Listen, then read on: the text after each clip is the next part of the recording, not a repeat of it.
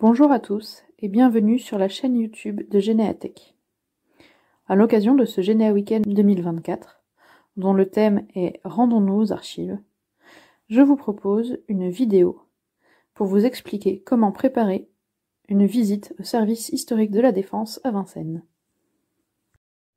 Dès que l'on s'intéresse à la façon dont ses ancêtres ont vécu les conflits du XXe siècle, ou que l'on se penche sur leur parcours militaire, il est difficile de se passer des archives militaires. Les archives numérisées sont disponibles sur le site Mémoire des Hommes, vitrine patrimoniale et culturelle du ministère des Armées. Mais tous les documents d'archives sont loin d'être numérisés, et il vous faut parfois vous rendre en salle de lecture pour les consulter. Comment sont donc organisées les archives militaires ? C'est le service historique de la Défense qui est responsable de la conservation des archives militaires, qui sont donc en dehors du réseau national des archives de France, de la même façon que les archives diplomatiques. Les archives militaires sont réparties sur plusieurs sites, dans toute la France. Je parlerai toutefois plus en détail du site principal, qui se trouve au château de Vincennes. En 1688, Louvois, ministre de la guerre de Louis XIV, crée le dépôt de la guerre, chargé de la conservation des archives militaires françaises. À la même époque, le ministère de la Marine se dote d'un service des archives et des bibliothèques. Ces deux institutions persistent dans leurs attributions tout au long des siècles qui suivent, malgré quelques changements de nom, au gré des aléas de l'histoire. En 1934, avec le développement de l'aviation militaire, le service historique de l'aviation est institué, avant que celui de la gendarmerie ne soit créé en 1996. En 2005, ces quatre institutions fusionnent pour devenir le service historique de la Défense, dont le siège est au château de Vincennes, et qui possède pour l'institution militaire les mêmes compétences que les archives nationales et le réseau des archives départementales pour le reste de l'administration française. En quelques chiffres, le service historique de la Défense conserve 450 km linéaires d'archives, dont les plus anciens documents remontent au XVIIe siècle. On compte parmi ces archives près de 18 millions de photographies et plus de 50 000 plans. Ce qui fait l'originalité du service historique de la Défense, ou SHD, par rapport au réseau des archives nationales, départementales et municipales, c'est que la consultation des archives y est centralisée. Ce n'est que dans l'un des sites du SHD que l'on peut consulter les archives conservées par le ministère des Armées. Ces centres sont au nombre de 10, répartis sur tout le territoire national. Vincennes, Châtellerault, Cherbourg, Brest, Lorient, Rochefort, Toulon, Caen, Le Blanc et Pau. Le Blanc, centre des archives intermédiaires de la gendarmerie, ne dispose pas de salle de lecture, à l'inverse des 9 autres sites. Les sites de Brest, Cherbourg, Lorient, Rochefort et Toulon conservent principalement les archives issues de l'ancien service historique de la Marine, réparties selon la géographie. Pau est le centre des archives du personnel militaire. C'est là que sont conservés tous les dossiers de personnel, dont les feuillets matricules, des militaires jusqu'à leur 92e anniversaire, avant qu'ils ne soient répartis dans les divers services d'archives départementales. On trouve à Caen les archives des victimes des conflits contemporains, c'est-à-dire les dossiers des résistants, déportés et internés résistants et des prisonniers de guerre. Mais ceux relatifs à la Seconde Guerre mondiale sont en partie à Vincennes. Enfin, Châtellerault est le centre des archives de l'armement et du personnel civil. Le château de Vincennes est le site principal des archives militaires. C'est là que sont conservées les archives historiques, dont les plus anciennes remontent au XVIIe siècle.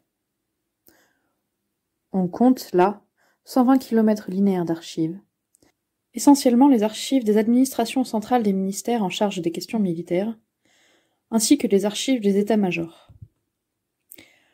Le château de Vincennes est un site un peu particulier, partagé entre le centre des monuments nationaux, qui fait visiter le donjon et la Sainte-Chapelle, et le service historique de la Défense, qui utilise les bâtiments du XVIIe siècle pour ses bureaux et la salle de lecture.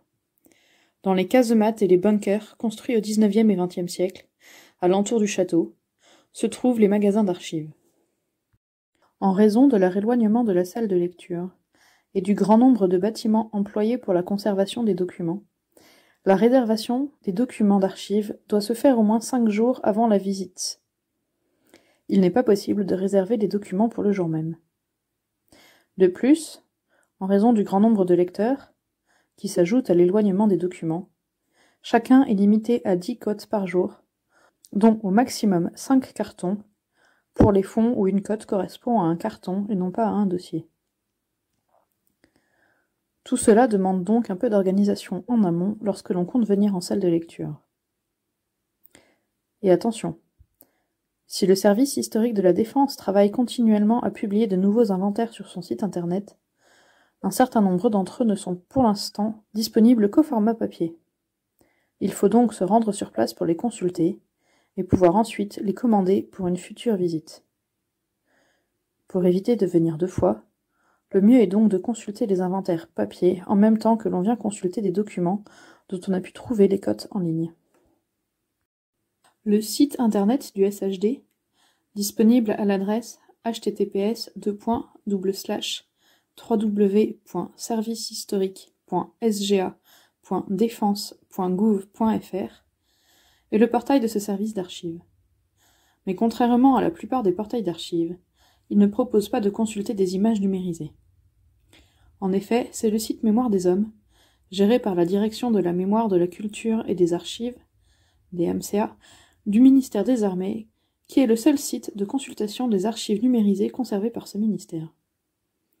Le site internet du SHD est cependant riche et propose à la consultation les instruments de recherche, des recherches thématiques, des expositions, le catalogue de la bibliothèque, et un espace personnel depuis lequel on peut effectuer certaines démarches en ligne.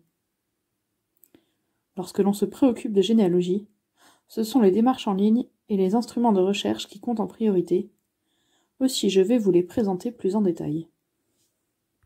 Avant de pouvoir effectuer une démarche sur le site internet du SHD, il faut se connecter à son compte. Si vous n'en avez pas, il faut alors en créer un en cliquant sur le bouton « Mon compte » en haut à droite de la page d'accueil du site, puis sur « S'inscrire » et remplir le formulaire. Celui-ci vous demande de renseigner votre civilité, votre nom et votre prénom, une adresse mail et un mot de passe. Votre espace personnel est maintenant créé. Une fois que vous avez créé votre compte, vous pouvez vous connecter à l'espace des démarches en ligne en cliquant sur « Mon compte », puis sur « Se connecter » et en renseignant l'adresse mail et le mot de passe utilisés pour créer votre compte. Vous accédez alors à la page d'accueil de votre espace personnel. C'est là que vous pouvez trouver les messages adressés par le SHD à tous ses utilisateurs et relatifs aux actualités qui peuvent impacter les visites aux archives, travaux sur un site, déménagement des fonds, problèmes techniques, etc. En dessous sont visibles les derniers messages échangés avec les archivistes. Puis vous trouvez le bouton vers le formulaire de réservation de cotes. Sur le côté, différents menus vous permettent d'accéder aux sections de votre compte ou de vous déconnecter. Mes démarches en ligne vous présentent ainsi toutes les actions possibles depuis votre compte sur le site internet. Parmi celles-ci, il y en a une qu'il vous faut accomplir avant d'aller plus loin dans le processus. C'est s'inscrire comme lecteur. Pour cela, cliquez sur le bouton éponyme, le premier de la deuxième ligne. Cliquez ensuite sur « Accéder au formulaire ». Il vous faut alors remplir tous les champs de ce nouvel écran. Lorsque vous le validez, un numéro de lecteur vous est attribué. Pensez à bien confirmer votre inscription à l'accueil du site que vous avez choisi, après avoir reçu un mail vous attribuant votre numéro de lecteur. Pour faire une recherche dans les inventaires en ligne sur le site du SHD, le plus simple est presque d'utiliser la barre de recherche présente sur la page d'accueil, surtout si vous faites une recherche sur un patronyme ou un lieu. Les résultats apparaissent alors directement en vous indiquant le titre de chacun, sa cote et le lieu de conservation. Vous pouvez afficher le détail de l'instrument de recherche en cliquant sur le résultat qui vous intéresse. Et en bas de la fenêtre qui vous présente ce détail, le bouton « Ajouter à mon panier » vous permet de pré-réserver la cote, afin de la retrouver plus facilement au moment de la réserver pour votre visite. Mais attention, cette façon de faire ne donne pas accès aux instruments de recherche qui sont uniquement au format PDF. Il est également possible de faire une recherche thématique sur un sujet donné. Pour cela, depuis l'accueil du site, cliquez sur « Explorer », Explorer les inventaires en ligne, Recherche par plan thématique. Le site vous propose alors 15 thèmes pour orienter votre recherche et vous indique pour chacun le nombre d'inventaires disponibles. En cliquant, vous arrivez sur une page qui présente les domaines principaux de ce thème, jusqu'à accéder à une page qui vous propose les différents instruments de recherche correspondant à ce thème. Cliquez alors sur celui qui correspond à votre recherche pour l'ouvrir, dans une page spécifique. La page sur laquelle vous arrivez vous propose d'abord un volet de présentation de ce document d'archives, et en dessous, le détail de l'inventaire. Si celui-ci n'est pas accessible, cliquez sur la ligne en dessous du titre. S'il s'agit d'un PDF, il vous faut l'ouvrir et chercher le nom qui vous intéresse, puis noter la cote correspondante pour pouvoir la commander. Pour faire une recherche plus rapide, vous pouvez cliquer sur les touches CTRL et F de votre clavier et inscrire ce que vous cherchez dans la zone qui apparaît en haut à droite de votre écran, puis cliquez sur la loupe pour lancer la recherche. Enfin, vous pouvez également faire une recherche par le cadre de classement en cliquant sur Explorer, Explorer les inventaires en ligne, Recherche par le cadre de classement, puis sur Accéder au cadre de classement. Cliquez alors sur le bouton plus pour ouvrir le détail de la section qui vous intéresse. Une fois que vous avez trouvé l'instrument de recherche que vous cherchez, cliquez dessus pour accéder à son détail. Une fois que vous avez trouvé dans le détail de l'inventaire la ligne qui correspond à votre recherche, cliquez dessus pour obtenir sa cote. Celle-ci s'affiche en haut à gauche de la page. En bas de la page est indiqué le site de conservation du document. C'est là que vous trouvez aussi le bouton qui vous permet d'ajouter une cote à votre panier. Lors d'une recherche généalogique, on se concentre essentiellement sur une personne pour retracer son parcours. Le service historique de la Défense a pensé à ses lecteurs généalogistes et en bas de la page d'accueil du site, dans la section Aide à la recherche, cliquez sur Voir les guides de recherche. La page sur laquelle vous arrivez alors vous présente plusieurs dizaines de recherches. Les premières d'entre elles sont relatives au parcours des hommes et des femmes qui nous ont précédés, même si l'on trouve également des indications sur la recherche d'une carte, d'une unité, d'un bâtiment de la marine, d'un lieu, etc. Lorsque vous cliquez sur le sujet de votre choix, vous trouvez une page qui vous explique comment effectuer cette recherche, qui vous propose de lancer une recherche plus précise sur ce sujet, et vous indique parfois comment compléter cette recherche auprès d'autres services d'archives. Lorsque vous voulez réserver des cotes pour une visite, depuis la page d'accueil de votre compte, cliquez simplement sur « Accéder au formulaire ». La page qui s'affiche alors vous rappelle toutes les informations pratiques pour la consultation en salle de lecture à Vincennes. En dessous de ces informations se trouve un premier formulaire général sur votre visite. Vous devez y renseigner votre numéro de lecteur et indiquer le site où vous souhaitez consulter des archives. Lorsque vous sélectionnez Vincennes, vous avez alors accès au calendrier pour choisir votre date de visite parmi celles qui sont disponibles. Il peut facilement y avoir 2 ou 3 semaines de délai avant de trouver une séance qui ne soit pas complète.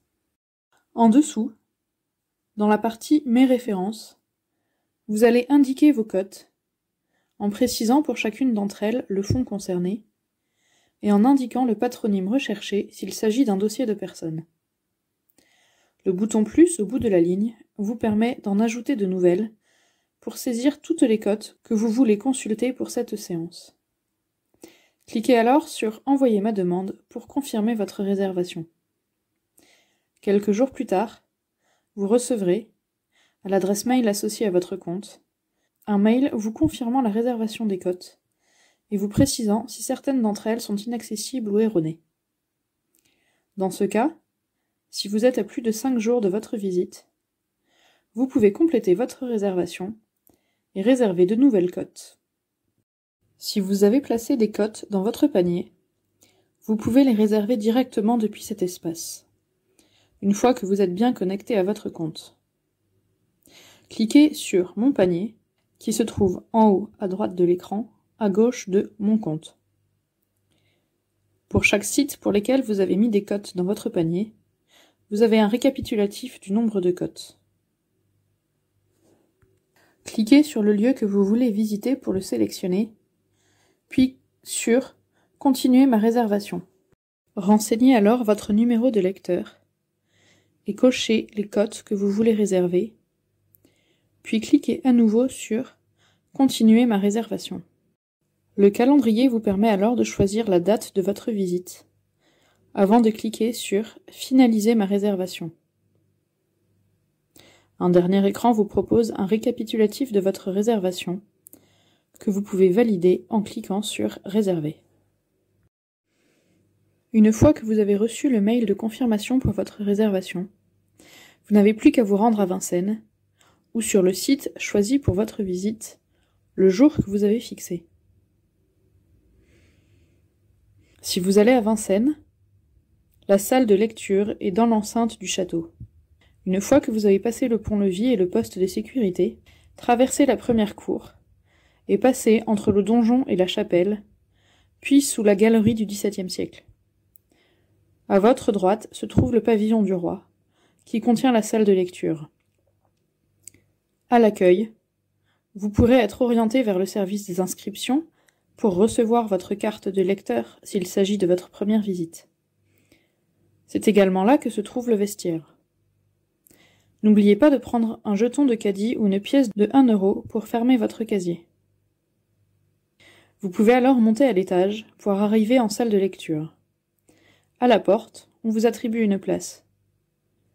Vous vous retrouvez alors dans la salle des inventaires, où se trouvent les instruments de recherche qui ne sont pas encore numérisés.